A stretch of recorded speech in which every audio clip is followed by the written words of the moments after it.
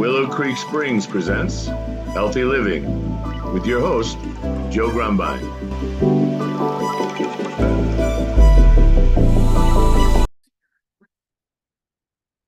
Well, hello and welcome back to the Healthy Living Podcast. I'm your host, Joe Grumbine, and today I've got a very special guest returning, Shelley Bates. And Shelley is a board member of the Gardens of Hope, and we're going to sit down and talk about that and see what it's all about and see what, let's learn a little bit about Shelley. Shelley, welcome to the show. Oh, thank you. And Great to be here. yeah, so you're here actually on a volunteer day. And as our organization is all volunteer based right now, as we're still in our fledgling state, I just wanted to, do an episode where people could get to meet you. You've been instrumental in our growth and development, and frankly, we just like you. So I thought it might be And good. it's mutual. I thought it might be good to have a conversation. So, I haven't done many episodes about Gardens of Hope, but I'm getting ready to do more and more of that, as that's a bigger part of my life and part of my healing journey. And I just thought, well, let's meet you and listen to your story and your perspective. And so first, from the very beginning, you and your husband Detlef came out about a year ago and volunteered you heard about the place and whatnot. And why don't you just start from there and just tell us a little bit about your experience and what you drive all the way from Pasadena. For people who are listening, we're in Southern California, and we're between LA and San Diego, almost halfway between the two. And you live in Pasadena, which is about 60 miles from here. And on California roads, that can translate anywhere from an hour and 5 minutes to 3 hours. Correct. So that's a long drive to go and volunteer at somebody's garden. So why don't you tell us a little bit about what's going on? Well, I met you through another friend, and so I knew of you and of Liz, and I knew of the gardens because I knew that you had utilized a lot of the things that you grow here for other ventures. Right. So I was aware of the gardens, but not in the capacity that you're using it now. And so when we came out, it was really to kind of see the place, get an idea of what it was all about. And I always, when I'm describing it to people, it's an oasis. It truly is. It is. You can tell people where it's located, but until they visually see it, you'll never understand how green and lush and calming and peaceful it really is in the middle of a desert. Right. It's kind of funny because I always have tried, we've created brochures. I do videos all the time, walk around, show people, but it doesn't ever do it justice. No, and not at all. People come out, it's like taking pictures up in the Sierras. It's real pretty, but when you're up there, you're like, oh, no, you can't. Correct. And I think also that if you know where it's located, you would never believe it. Right. It's probably better to not even have a reference of where it's located, because you just can't imagine it. So we came out and walked around, and there's something so peaceful and calming about it to be in nature and so volunteering here is really about how you want to participate with the gardens, whether you want to really dig deep and get into the earth and do grounding like that, or just sit and listen to all of the nature sounds, the birds, the stream that you have, the wind that blows through the leaves. I mean, it's a peaceful place. And I was thinking about it because one of the volunteer tasks, if you're so interested in, is to help plant. Right. So I was planting. A lot of planting. We do a lot of planting, a lot of keeping it going. I mean, we really have to rotate. But I was really thinking about what I was doing as I was working in the bed and cleaning out the old and kind of replacing it with new. And that the one thing that struck me is there are very few places in life where you can do something and almost have immediate gratification. Right. And you can do that here. You can really see where you put an hour in and there is something to show for your effort. There's a clean garden bed. There is a flower that's happily in the ground now and receiving water. Or even if it's a week later, but there are very few places where you can actually see almost immediately the effort for your work. And that's really, sometimes that's a challenge because Right. people will spin their wheels and do things and work hard and work hard and work hard, and you really have nothing to show for it. That's not the case here. You can, and it changes every single time you come. There's something new, there's something else to do. And it gives you a perspective of what kind of, it's a microcosm of life. I mean, Right. it really is. It's renewal, kind of a dormancy. You can have a calm, peaceful, I mean, as we're coming into fall and then going into winter, things are going to slow down, but there's also a season. Right, It is a exactly. season. So we went, you volunteered and you come out a lot more often than Deadlift does, Mhm. but at one point, I don't remember how it happened. I know I asked you, but I got the sense that you would be receptive to it, to sit on our board. And Yeah. we had a previous board member that came aboard and just never engaged. And I always said, if somebody's gonna be sitting on our board, they gotta be a part of this. We're not like a big corporation that has this Yeah. big board and we sit in rooms and talk about things. We do, Yeah. and we're a doing group. And so everybody who's part of this, it's just really Mhm. me, my wife and you that's Yeah. on the board, and we have other people that have roles here. But what caused you to think that that was a good idea? Like, I mean, that's a responsibility and it's most people are like, oh, I don't know, I don't wanna deal with that. Well, there's a belief in what you're doing. Mhm. There's a complete belief in what the Gardens of Hope can provide to the people who need it, Mhm. to understand. I have a history of having worked in horticulture therapy before Mhm. and seeing the benefits of it. I have a personal benefit from it. Right. It is my therapy too. Yes. The volunteering is completely, I hate to say selfish, but it is something that I do also because I need this respite. I live in the city and I come out here, but it's a complete belief in what this place can provide for the community and for people who really, really, really need a nature experience, need that space to just reconnect and get out of their heads of whatever's going on in their life. And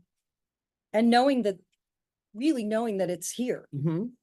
from my own personal experience. I know that it works. So What's interesting, because you described kind of the model that I always had in my mind is that, and we've talked about this on Mhm. videos in the past, where anybody that comes out here, I always say, well, you're gonna get at least as much as you give, probably more, because that's the model that I want to operate from. When somebody volunteers at, whatever, Goodwill or some other place, you get a sense of, I helped out and whatnot, but what you get back is really just that, nobody, I don't think, is getting therapy from stocking shelves or checking. Well, maybe they do. I don't- meditative, but not in the same way. Yeah, Not in so the same way. you've demonstrated the efficacy of Mhm. this program that way, but you've also been here from the beginning, really. Like when you first started, we didn't have any running programs. We were in the process of working on our ecotherapy program. We hadn't begun it yet. We hadn't started our PALS program. We hadn't really, I had scheduled a bunch of workshops, but nobody knew who we were. So I didn't get anybody signing up for them. So I didn't run any of them. And that was a little frustrating, but Yeah. it was just trying to put the cart before the horse. And you've been able to watch the evolution of this. And as people are beginning to know we're here, we connected with a homeschool or a farm school group, the homesteaders, and we connected with some people there. We connected with another person involved. We did a volunteer day with the high schoolers, and that was kind of neat. But then we started this ecotherapy program, and you have been able to be present while we're doing that. And then we started the special needs training program. And now we've connected. We're getting ready to host the Holistic Health Symposium that we've spent the last 6 months planning and putting together. And we've met a lot of people that are connected to the plant medicine community, and most recently we've connected with a collective, they call themselves, which is a group of people that work with plant medicine and other modalities, and it's just really a healing group.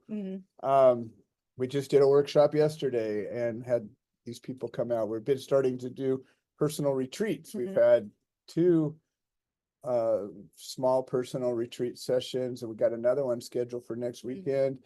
What are your thoughts about just, how this is developing, and what, your take on it? Pardon the pun, but it's very organic. Uh-huh. And it grows naturally in the way it needs to grow. And it can be very, the excitement in the beginning of Joe, you're very good at explaining what you see, but you need the support of other people to see that. And you can't force somebody. Nope. You can bring them out here, but you can't force them to see it. You can appreciate this place without necessarily seeing what it can become. You can enjoy the nature, but I think the people are naturally attracted to that, and it will grow in the direction as you meet somebody. You don't know where that's going to take you, Right. And it really is organic. And I think the people who get it. That's such a buzzword, but the people who understand it or feel it, or term. they will come to this place.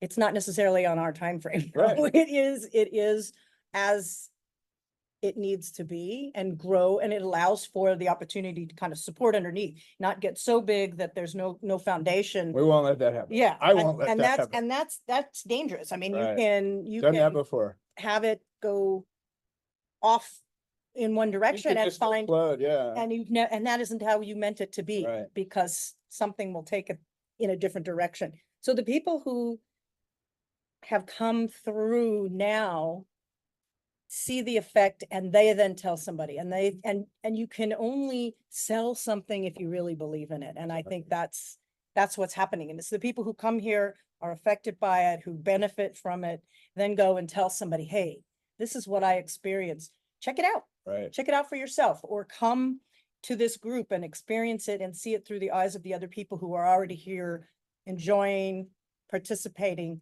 and word of mouth, all of that. You can't undervalue what happens when somebody comes here and then just is like, their eyes are open and they go and they tell somebody, and maybe that message doesn't resonate right away, but somewhere you've planted a seed again. Right, Pardon for the lots of puns out. Yes, exactly. And that grows. So because I personally benefit from being here, I appreciate how the people who are coming here, and also they're not taking away, they're adding to the place. Right. They're not just coming and utilizing it, they're actually giving back and expanding and just filling the place with a better energy. I mean, it really is a healing location.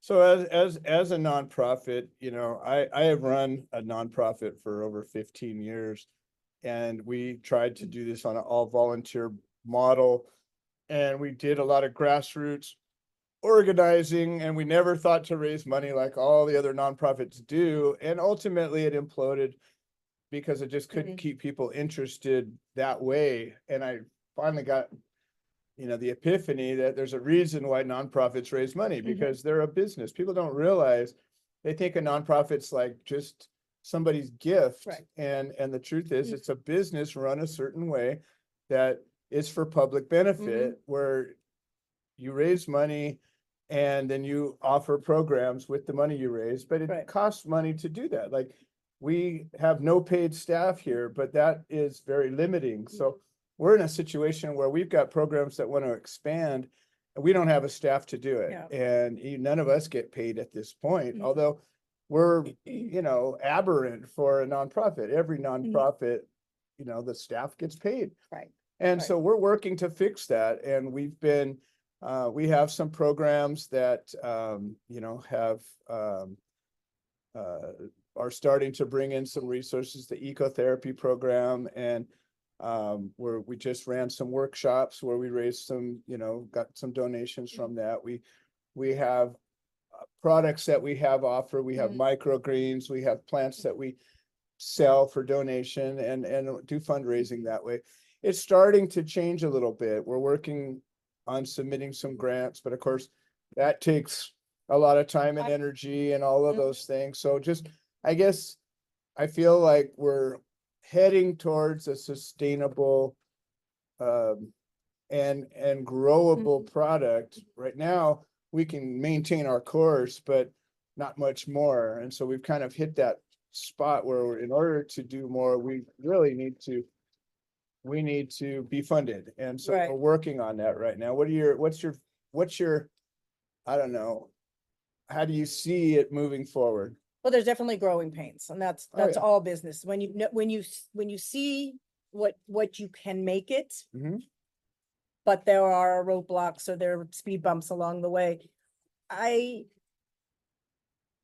money is there for sure for programs like this because they're grants. I mean, but it does take time. It does take the energy to go after them. I also believe that the money comes again with the symposium. Now is that going to be a profit making? No, it's going to go to benefit. That's actually a nonprofit Correct. event to support. But the people who come to that Yeah. may come and then We're donate, looking to and they do a become- second one Right. that will be a more traditional event. Right, So- right. So the funding world can be very challenging. I have dabbled in it, but when you really want to have something that's sustainable, it can be a challenge, but there are people out there who probably volunteer to help to do that as well, who have that knowledge or have those connections and can even just one, it only would take one stream Right. that will allow it to grow, and then it becomes a cycle. And then that moves it forward so that you can take one additional step. Once You you get grow another to a program. certain point, then it Mhm. can grow Yeah. more Yeah. easily. But So the changes that have happened even from the day that we came till now, Oh, you yeah. can already see that happening. Again, is it as quickly and as fast as we'd like it to happen? No, but it's happening. So it's out there, and you just gotta keep moving forward. And the great thing is you have people who have 150% belief in what's happening here. exactly what we're building solid. Correct. Well, let me say, as we're concluding this, I would just, if you had one message to, this is a podcast that's Mhm. reaching out worldwide. Mhm. You just don't know who might hear you. So let's Exactly. just think of a message that you might say as an integral part of this organization to that one person who might be the right person to hear. What would you say to them? I would ask them to look at a time when they needed support for something they were doing. And that person that person in their life came along and helped them, and just pay it forward. That there is an opportunity here that helps so many people. It's a benefit to so many people already.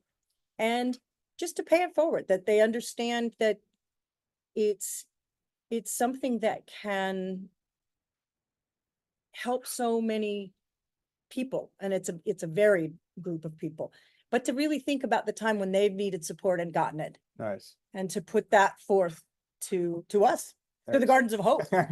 Truly. Excellent. Well, Shelley, it's been a pleasure. It is always a pleasure working with you. And I'm glad that we're able to have a conversation. Me too. And to everybody listening, thank you for listening. And this has been the Healthy Living Podcast, brought to you by Willow Creek Springs. We'll see you next time. Yay.